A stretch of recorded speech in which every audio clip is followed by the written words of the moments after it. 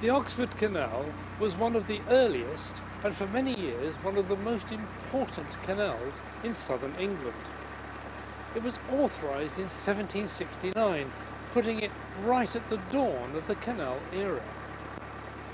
It formed a transport route between the Warwickshire coalfield and the capital, and it was also part of Brindley's Grand Cross, the backbone of Britain's first ever transport infrastructure.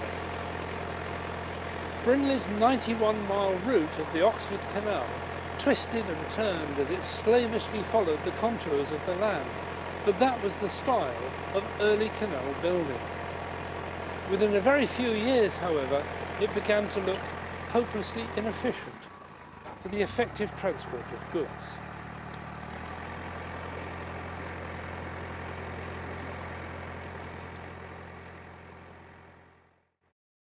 In the north, the canal started near Bedworth in the heart of the Warwickshire coalfield. It joined the Coventry Canal. Moving east across the coalfield, it then turned south to pass through Rugby. At Braunston, it turns west to follow a bed that it eventually shared with the Grand Union Canal. Then at Knapton, it climbs into the northern edge of the Cotswolds and then follows a meandering course south to Banbury. It enters the Cherwell Valley, which it follows all the way to Oxford, eventually joining the Thames just above Osney Lock. Due to the inability of the Oxford and Coventry Canal Companies to reach agreement over tolls, the two canals didn't initially join, but ran side by side just a few feet apart for over a mile from here at Hawkesbury Junction down to Longford. For 6 years, goods were transshipped from boat to boat across this piece of towpath. It was a stupid arrangement. Eventually, the canal companies did reach agreement, and the canals were joined not here at Hawkesbury Junction, but a mile further south at Longford. The first connection was made at Hawkesbury 25 years later in 1803.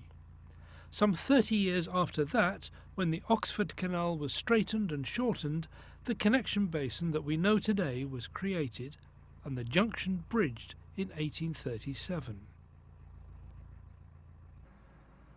The engine house and what is now the Greyhound Inn with its stables were all built in the late 1820s. Several generations of the Sutton family were lock keepers here for the better part of half of the 19th century, earning it the sobriquet of Sutton Stop. Thousands of tons of coal passed through this junction every week, reaching a peak in the 1850s.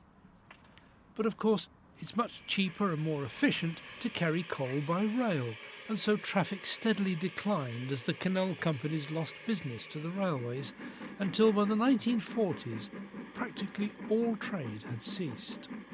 Some of those last cargoes were carried by Joe and Rose Skinner aboard their boat Friendship, pulled by their faithful mule Dolly.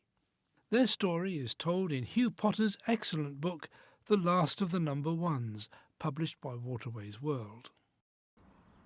Water was the lifeblood of any canal company, and pre-nationalisation stop locks were used to prevent one canal company stealing another's water.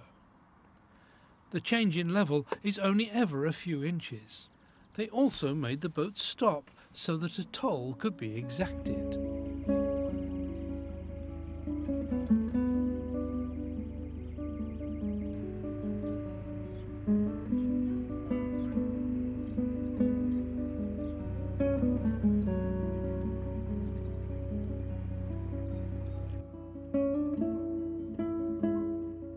The maze of high-tension power cables all lead back to the site of what was once a coal-fired power station, which closed down at the end of the last century. Initially, its coal would have been brought in by narrowboat and unloaded on the wharf here.